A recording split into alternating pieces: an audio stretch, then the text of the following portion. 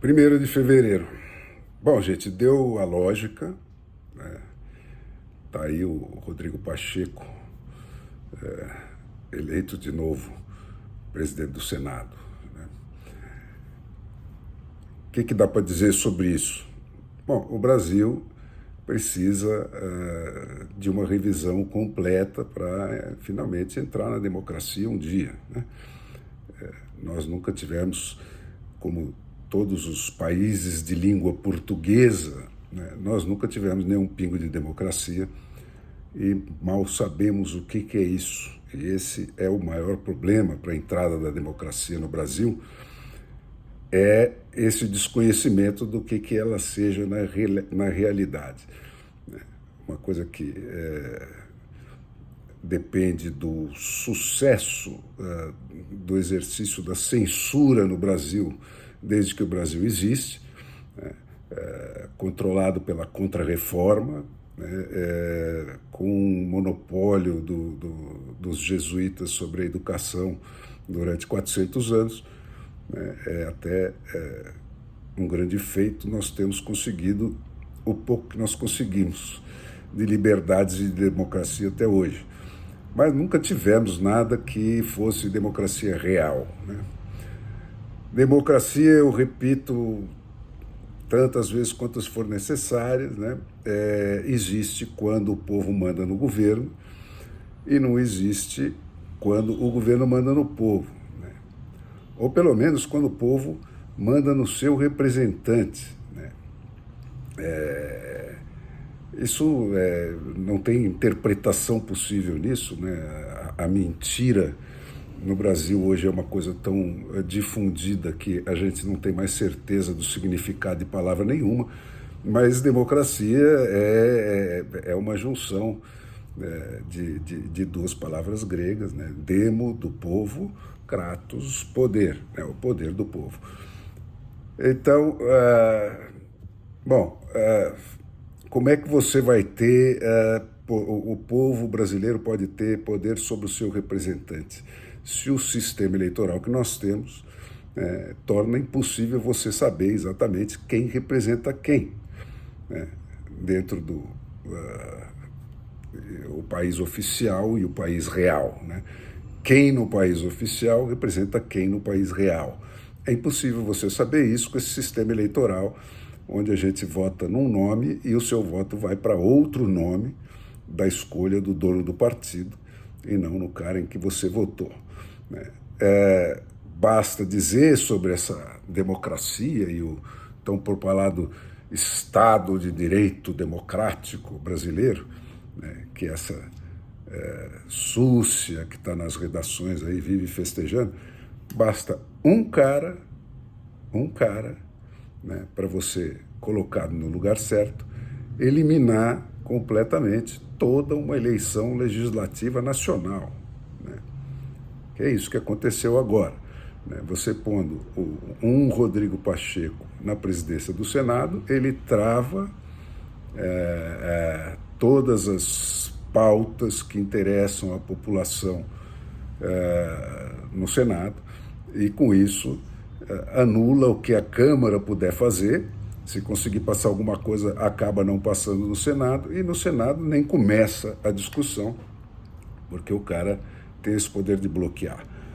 Então, por isso que eu digo, quer dizer, o Brasil tem que começar do zero, né, para ter um pouco de democracia, se ele quiser ter isso no futuro, né? Basta um cara no Congresso, no lugar certo, e bastam 6 no Supremo Tribunal Federal para anular monocraticamente os 3 poderes que definem o sistema republicano, né? Então, tá aí as duas coisas, mais uma vez, confirmadas, né? Então, tem que mudar tudo. Tem que mudar o regimento do Senado, tem que mudar o sistema eleitoral. Para mudar o regimento do Senado, precisa mudar o sistema eleitoral, né? E para que tudo isso possa mudar, tem que armar a mão do eleitor. Isto é, tem que fazer aqui no Brasil, se a gente quiser ser uma democracia, a única revolução real que já houve na história da humanidade, que é aquela que realmente dá poder efetivo ao povo, né? Em algumas democracias mais completas, né, que é você fazer um voto distrital puro, que permite você saber exatamente quem no país oficial representa quem no país real, né, e dá a esses representados o poder de cassar o mandato do seu representante a qualquer momento, dentro de um sistema legítimo e transparente, né, onde só os donos dos mandatos de cada representante podem votar ou não a sua destituição, né, e não outros eleitores que não são representados por aquele indivíduo. Né. Que mais que dá para você concluir? Né? Que em todo sistema, qualquer gargalo de poder, de concentração de poder que você cria obrigatoriamente em cima dele um foco de corrupção. Né? Por que é possível e se decide a eleição do presidente do Senado comprando senadores? Né? Porque ele vale mais, né? Essa posição vale mais do que a eleição legislativa nacional inteira. Então, não tem preço caro para você comprar esse poder, né, que falsifica toda a chamada democracia e todo o Estado democrático de direito brasileiro, que é uma mentira das mais ridículas. Né. Não tem fiscalização ou lei preventiva que suplante essa força. Você tem que eliminar os gargalos, os pontos de concentração de poder dentro do sistema, né? Que é o que faz a democracia suíça, que é a mais antiga do mundo e a única que é completa, né? Que aplica esse sistema de democracia direta com voto distrital puro, recall, direito de iniciativa de lei, direito de referendo de lei e direito de eleições de retenção de juízes ou outras formas de controle direto do judiciário pelo cidadão que vai recorrer à justiça, né? Na Suíça, o sistema é completo, vai de cabo a rabo, vai desde do bairro até a presidência da República, que, aliás, lá não existe mais presidente da República, né? Porque com 700 anos de exercício de democracia, eles concluíram que a vaidade é o pecado preferido do diabo, né? E que só concorrem a presidências pessoas que são propensas, né, ao exercício desse pecado.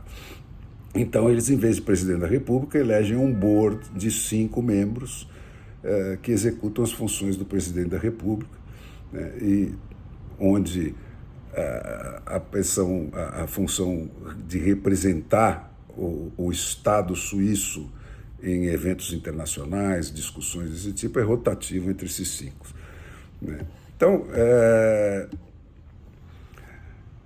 pela falta de tudo isso, né, desse elemento simples, porque a democracia é simples, são 3 ou 4 elementos. Né? É o voto distrital puro, recall, direito de iniciativa de lei, direito de referendo das leis dos legislativos. Iniciativa é o povo propor uma lei que vai para a cédula para ser aprovada na eleição, né, diretamente. E essa lei se impõe ao legislativo. O direito de referendo é o direito de pegar uma lei feita pelo legislativo e recusar ela pelo voto. Né?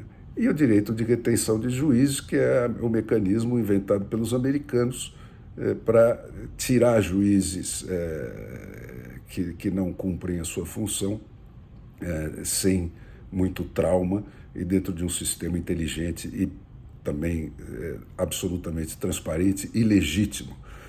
Né?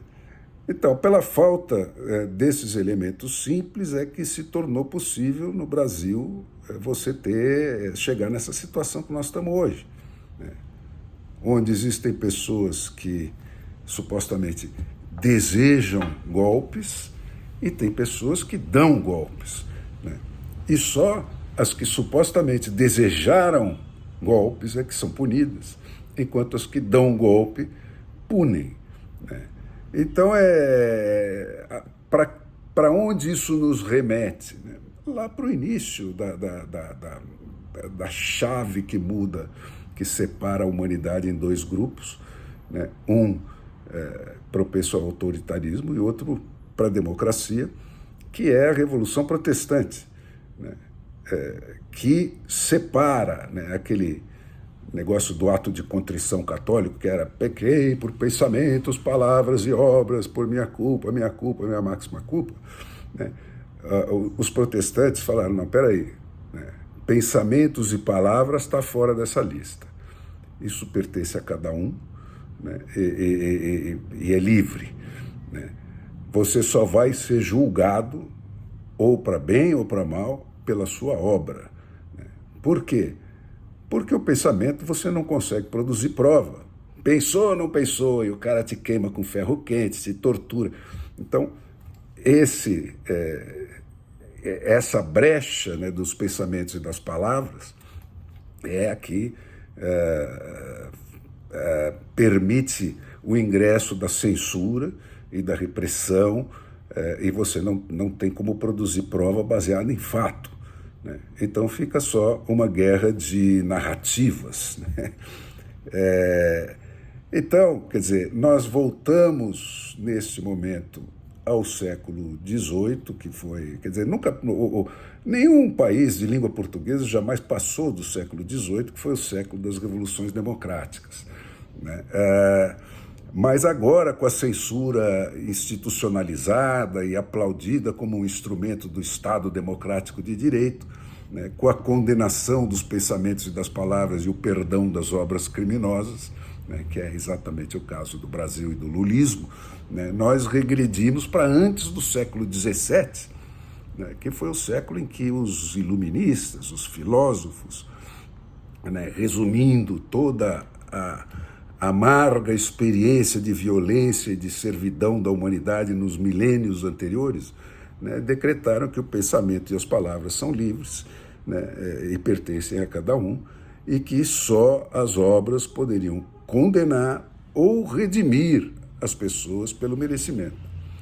Mas tudo isso tendo que obrigatoriamente ser comprovado pela obra, né, por aquilo que você pode palpar, por aquilo que existe, portanto, pelo fato, né, e não pela narrativa. E aí ficamos nisso, né? Você viu hoje os discursos do dia inteiro lá naquele Supremo Tribunal nefando, né? Onde ficou aquele chororô porque algum manifestante rasgou uma cópia falsa da Constituição que estava exposta lá numa vitrine. Mas o Supremo Tribunal, que rasgou a vigência concreta da Constituição, né, porque nenhum único dos brasileiros que estão presos, que estão perseguidos, que estão censurados, que estão exilados, que estão desmonetizados, né, poderiam sofrer qualquer dessas represálias pelo que está escrito na Constituição, da qual o Supremo Tribunal é supostamente o intérprete e o defensor. Então, naquele discurso emocionado da senhora Rosa Weber, né, o que ela fez foi enumerar um por um todos os direitos que foram suprimidos pela ditadura lulista, né, que ela repetiu 500 vezes a missão de proteger o Estado democrático de direito, que está suprimido, né, a liberdade religiosa, que está suprimida, né, o dogma fundamental da separação dos poderes, que estão suprimidos, né? Nós não temos mais judiciário nem legislativo. O legislativo se resume à figura do nosso amigo que acaba de se eleger. Para quê? Para simplesmente desligar a chave do poder legislativo como porta-voz da vontade popular, né? Mencionou também, né, que ela se contrapõe às pretensões autocráticas. De quem, cara? Do Alexandre de Moraes? O Supremo se contrapõe ao Alexandre de Moraes, né? Falou na imprensa livre, sem a qual não existe democracia. E, pô, isso tudo com a imprensa inteira censurada, né? Menos a que está ostensivamente vendida para a ditadura, né? Então é isso aí, quer dizer, nós estamos naquela a mentira é afirmada na cara da verdade, né? O que me lembra a União Soviética dos anos 20 do século passado, né? Lá quando Stalin estava fuzilando todos os bolchevistas que fizeram a revolução com ele, né? E o culto à mentira lá chegou àquele extremo em que os condenados não só eram obrigados a justificar, como até a pedir o próprio fuzilamento, né? Como está descrito brilhantemente no romance histórico do Arthur Koestler, que é O Zero e o Infinito, né?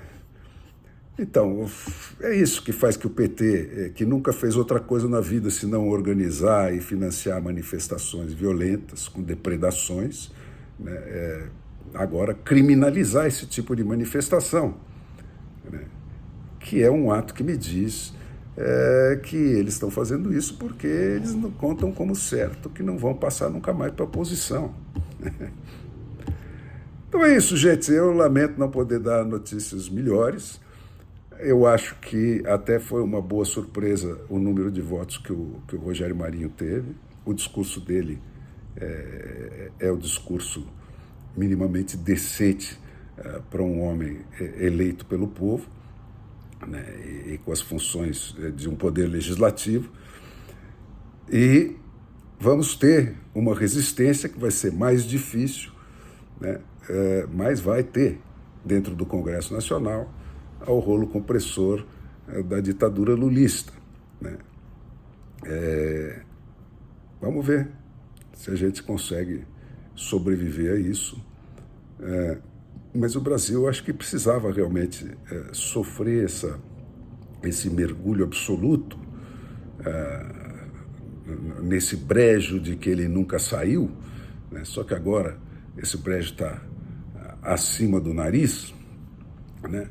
Para poder realmente fazer a sua revolução.